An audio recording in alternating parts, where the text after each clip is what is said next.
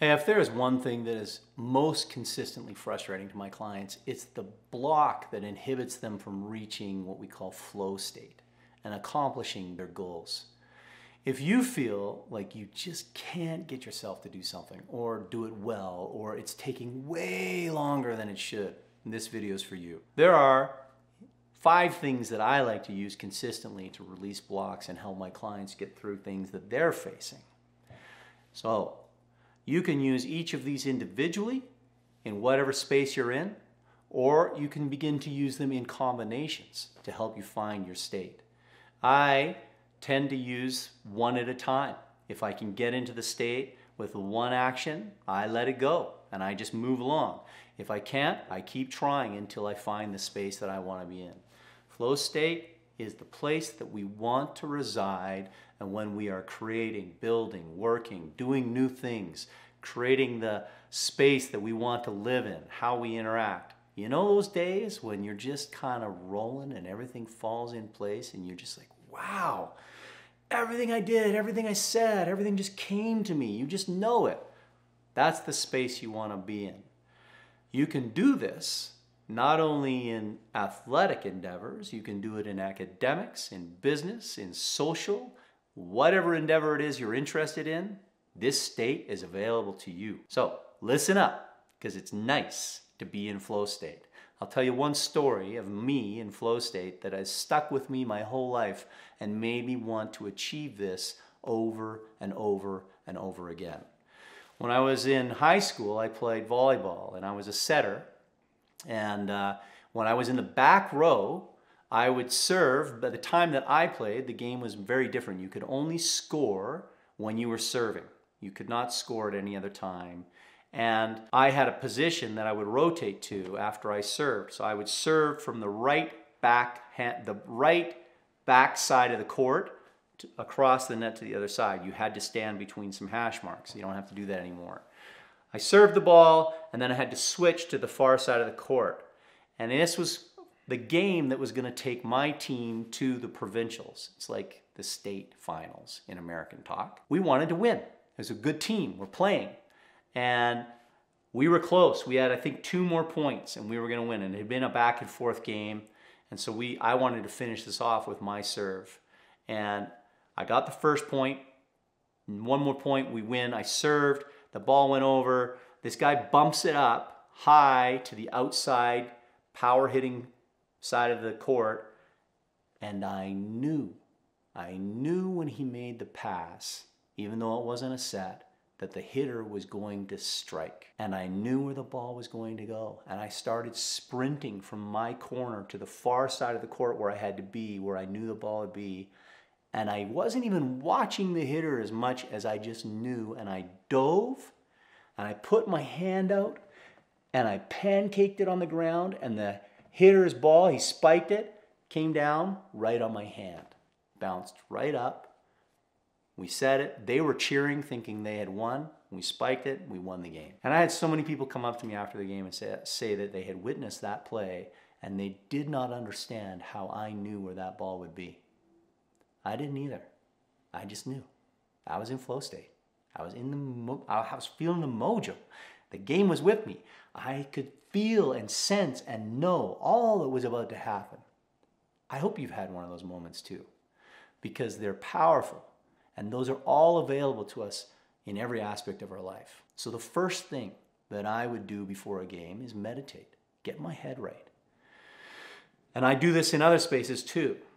Visualize, meditate, get your mindset right.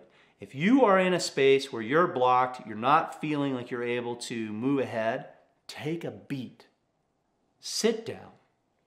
Listen to yourself. Get your head right.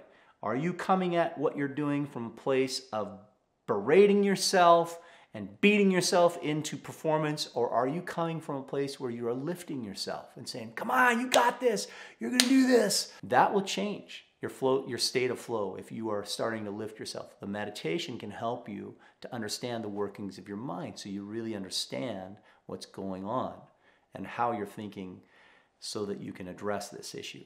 If you got that down and you start to move through it, that simply enough could switch you into a place where you're like, okay, I feel good. I'm ready to deliver. I'm ready to go. If that's not enough, for me, the next big thing is physical activity. When you are stagnated, when you are feeling blocked, just the ability to get up and move helps you break through those barriers. It crushes the wall that is sitting there when you're inactive. You can change your mental state by physically moving yourself into a new space. Even as simple as standing up and walking to the mirror, looking in it and smiling and saying a mantra like, hey, you got this, you're really good, whatever that positive thing is that you want to say can change your mindset. But physical activity, in some ways, maybe you need to do more. If it's a real significant block that you're facing, put yourself through the grinder. I call it running my ego into the ground. I'll go out into the mountains and I'll run a trail. And I will run myself until my ego is crushed and all that I feel is around, the blocks and everything just diminishes in the exertion of my body. And in that space, when my ego is out of the way, when I have depleted myself and taxed myself to my limits, I often find that the flow comes. There it is. It's awesome. I remember one time I was really struggling with some heavy stuff, some really heavy stuff. And I was running this trail called Elephant Rock. It was my weekly trail because I had some elephants that I was trying to shed.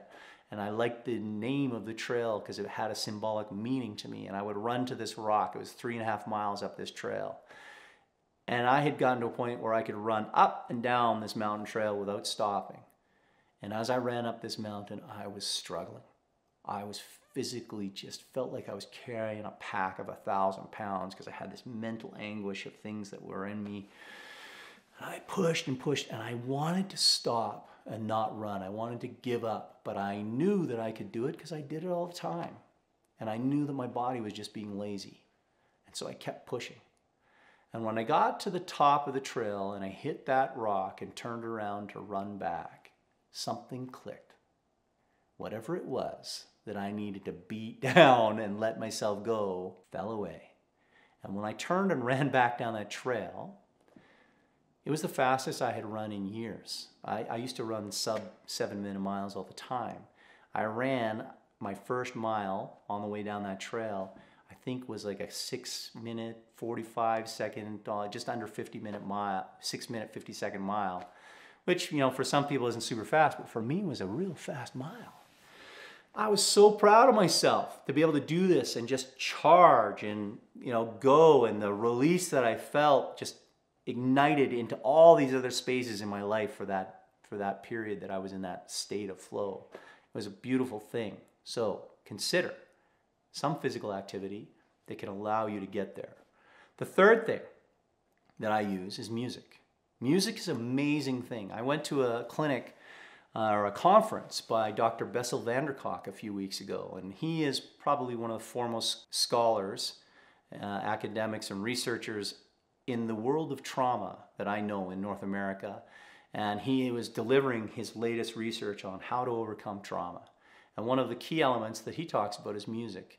It's interesting that the emotions that we feel in our body actually resonate at certain hertz levels. So when that feeling of grief, anger, sadness, frustration, whatever those emotions are that you're feeling, we typically label them as bad emotion. They're not bad. They are just emotions that we feel. But when you are feeling those, when you want to break into a higher level of joy, love, excitement, you must first move through what you're feeling to get there, to truly get there and reside. And so music can allow you to touch those resonances within your soul and play them out so that you can then move to a higher state. It's really, really a powerful thing, particularly when you combine meaningful words with emotional connection. So music is something that you can use to address all of that with the power of the words and the music that resonates within your body, and the way it will touch you is powerful. Just listening can help. But honestly, if you can sing a song or if you can perform the music yourself and really pour your heart into it, It will ignite you. It will break free all of those resonances that need to be dealt with at a lower level so you can move to the higher level. The fourth thing is breath work. Typically, when we are in a space that is not working for us, our breathing will change.